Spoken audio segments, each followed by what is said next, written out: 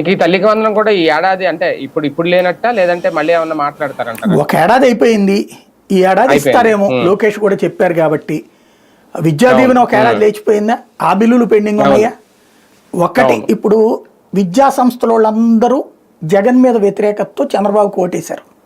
వాళ్ళ పిల్లల తల్లిదండ్రులతో కూడా ఓటేయించారు. ఎందుకని అంటే ఆ తల్లుల అకౌంట్లో డబ్బులు వేయడం వల్ల. మా అకౌంట్లో డబ్బులు పడ్డాయని తల్లులు జగన్కు ఓటేలా, కానీ జగన్ మా విద్యా వ్యవస్థను నాశనం చేస్తున్నాడంటూ ఈ తల్లిదండ్రులు ఒప్పించి వీళ్ళ చేత నెగిటివ్గా ఓటేయించడంలో విద్యా సంస్థల వాళ్ళు కీలక పాత్ర పోషించారు. ఇప్పుడు వాళ్ళకి ఓ సమస్య, అడ్మిషన్స్ తగ్గుతాయి ఇట్లాంటి పరిస్థితులు.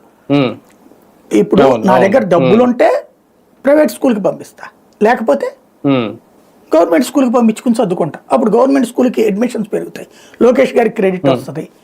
అదే డబ్బులు ఇస్తే ప్రైవేట్ స్కూళ్ళల్లో పెరుగుతాయి. ఇది కూడా లెక్క ఉంటుంది ఇందులో. అవును అవును. ఒక రకంగా అంటే వాళ్ళు కూడా సఫర్ అవుతారు కదా తల్లిదండ్రులు, ఎక్కడ జాయిన్ చేయాలో తెలియక, డబ్బులు వస్తాయో రావో తెలియక లేట్ అయ్యే భరించాల్సిందే. ఇచ్చిలో ఏం వద్దనుకున్నాం కదా. అవును అవును అవును. అంటే ఒకటిసారి ఏంటి అంటే మెయిన్ భారం అయిపోతుందా, ఇది ఒక్కటేనా కారణం? అంటే వాస్తవానికి రాజధానికి 49,000 కోట్లు రాజధానికి తరలించాల్సిన అవసరం ఏముంది? రాజధానికి కావాల్సిన నిధులు ఆల్రెడీ కేంద్రం ఇస్తుంది, బ్యాంకుల నుంచి అప్పులు చేస్తారు. రాజధానికే చేశారనే ఉంది, దానికి రాజధానికే పంపించారు అని ఒక్కటే అనుకోవడానికి లేదు. ఇంకా దేనికైనా పంపించి ఉండొచ్చు. పాత బిల్లులు బకాయిలు